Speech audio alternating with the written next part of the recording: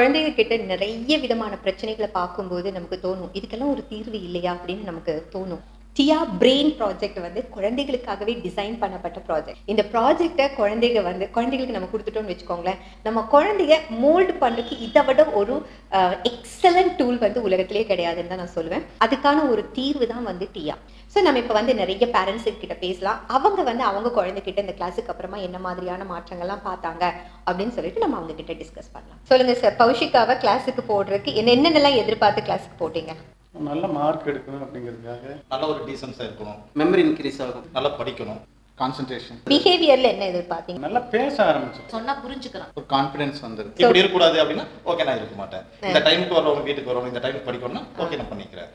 குழந்தைங்க வந்து படிக்கிறதுக்கு தனக்கு இன்ட்ரெஸ்ட் கொண்டு வரணும்னாலே அங்கே ஒரு கான்சன்ட்ரேஷன் விஷயம் தேவைப்படுது. என் குழந்தை வந்து படிக்கிறது இல்லை, படிக்கிறதுக்கு உட்கார வைக்கிறதே ரொம்ப கஷ்டமா இருக்கு அப்படின்னு நிறைய பேரண்ட்ஸ் சொல்றது நான் கேள்விப்பட்டிருக்கேன். அகடமிக் சைட்ல என்ன காரணங்களை நம்ம சொன்னாலும் குழந்தைங்க கிட்ட படிக்கிறதுக்கு உட்கார்றதுக்கு இன்ட்ரெஸ்ட் இல்லை அப்படின்னா அது கான்சன்ட்ரேஷன் ப்ராப்ளம் தான்.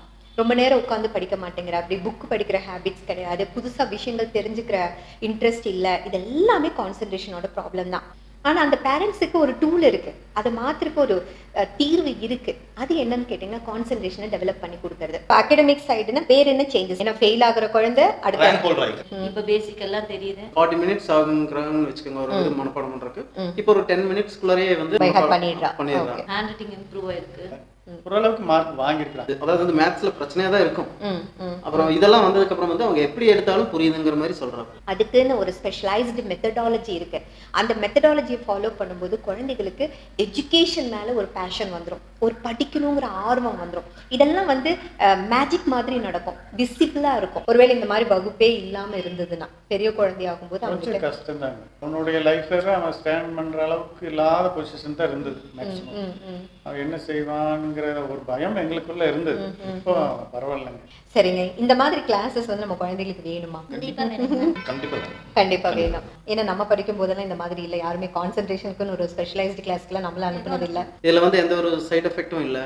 இதுல வந்து அவங்களுக்கு ஒரு நான் அவங்கள தன்னைத்தானே புரிஞ்சிக்கக்கூடிய ஒரு அதாவது வந்து அவங்களுக்குள்ள இருக்கிற திறமையை வந்து வெளியே கொண்டு வரக்கூடிய ஒரு முக்கியமான ஒரு ரெண்டு விஷயம் இவர் சொன்னது எனக்கு ரொம்ப பிடிச்சிருக்கு. அதாவது செல்ஃப் அனலைசேஷன், நான் யாருங்கிற ஒரு புரிதல் வந்து இந்த கிளாஸ்ல வர எல்லா குழந்தைகளுக்கும் இருக்கும். அதே மாதிரி ஹிடன் பொட்டென்ஷியல், நம்ம கிட்ட என்ன திறமை இருக்கோ அதை வெளிப்படுத்துற இதுவும் வந்து இந்த கோர்ஸ்ல இருக்கு.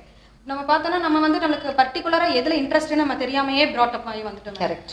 இவங்களுக்கு வந்துட்டு இந்த ஃபீல்ட்ல விடும்போது ஸ்பெசிபிக் இன்ட்ரெஸ்ட்ங்கறத அந்த டேலண்ட் ஐடென்டிஃபை பண்ணி வெளியில கொண்டு வரீங்கன்னு ஐ காட் an ஐடியா. எனக்கு மெயினா வந்து அவனுக்கு பேசிக்கே தெரியாதுன்னு சொல்லலங்க. ஹோம்வொர்க் எழுத மாட்டான், எதுவும் பண்ண மாட்டான். இப்போ வந்து அப்படி இல்ல, அவனோட சேஞ்சஸ் இருக்கு. எனக்கு அதே வந்து ஒரு பெரிய அதிசயம் தான். உனக்கு என்ன சேஞ்சஸ் உங்ககிட்ட தெரியுது? மெமரி பவர் நல்லாவே இன்க்ரீஸ் ஆயிருக்கு மேம். சீக்கிரமாவே நான் படிச்சிடுறேன். அப்புறம் மிஸ் லெசன் எடுக்கும்போது அதை தவிர வேற எதுவும் நம்மளால ஃபோக்கஸ் பண்ண முடியல. கான்சென்ட்ரேஷன் பவரும் இன்க்ரீஸ் ஆயிருக்கு. அப்புறம் ஸ்டேஜ் ஃபியர் இல்ல. Very good. கிராஃப்ட்ஸ் அப்புறம் டிவி பார்க்கறது குறைஞ்சிருச்சு. அதுக்கு பதிலா கிராஃப்ட் ஒர்க்ஸ் எல்லாம் நிறைய பண்ணிட்டு இருக்கேன். கிரியேட்டிவா உனக்கு ஏதாவது பண்ணணும்னு தோணுது. Okay, very good. குழந்தைகளுக்கு வந்து நம்ம சொத்து சேர்த்து வைக்கணும்னு நினைப்போம். ஆனா மிகப்பெரிய சொத்து வந்து குழந்தைங்க வந்து தன்னை தானே பாதுகாத்துக்கிறது, யாரோட ஹெல்ப்பும் இல்லாம தானாவே வளர்ந்துக்கிறது, தனக்கு தேவையான விஷயங்களை கத்துக்கிறது, டிசிப்ளினோட வாழுது, மற்றவங்களை டிஸ்டர்ப் பண்ணாம இருக்கிறது. இதுக்கெல்லாம் தான் இந்த கிளாஸ். இந்த கிளாஸோட நீடு நம்ம சொசைட்டிக்கு என்ன இருக்கு? நம்மளோட இன்ட்ரெஸ்ட் ஃபோர்ஸ் பண்ணாம nowadays it is must for a society. So இது வந்து இப்ப நிறைய இடத்துல நம்ம இது பண்ணிட்டு இருக்கோம். இது 4th இயர். நீங்க டியாவோட கிளாஸ்க்கு உங்க குழந்தை மூலமா உங்களுக்கு இப்ப அதை பத்தி டேஸ்ட் பண்ண முடிஞ்சிருக்கு. நீங்க எவ்வளவு மார்க் கொடுப்பீங்க? 80 மார்க்ஸ் கொடுப்போம். கண்டிப்பா 80 மார்க்ஸ். 100% கொடுக்கலாம். 100 மார்க்கே கொடுக்கலாமா? ஒரு மார்க் கூட கம்மி இல்லையா? இல்லைங்க மேம், கண்டிப்பா கொடுக்கலாம். சோ கௌஷிகா ஹாப்பியா இருக்கியா? Yeah ma'am, so happy. குழந்தைக்கு வந்து ஒவ்வொரு குழந்தையுமே ஜீனியஸ், அதுதான் நாங்க சொல்றோம். ஒவ்வொரு குழந்தையுமே ஜீனியஸ். அந்த குழந்தை தன்னோட ஹிடன் பொட்டென்ஷியலை வெளியில கொண்டு வரக்கு ஒரு டூல் வேணும். அதுதான் வந்து கான்சன்ட்ரேஷன் டெவலப்மெண்ட் ப்ரோக்ராம்.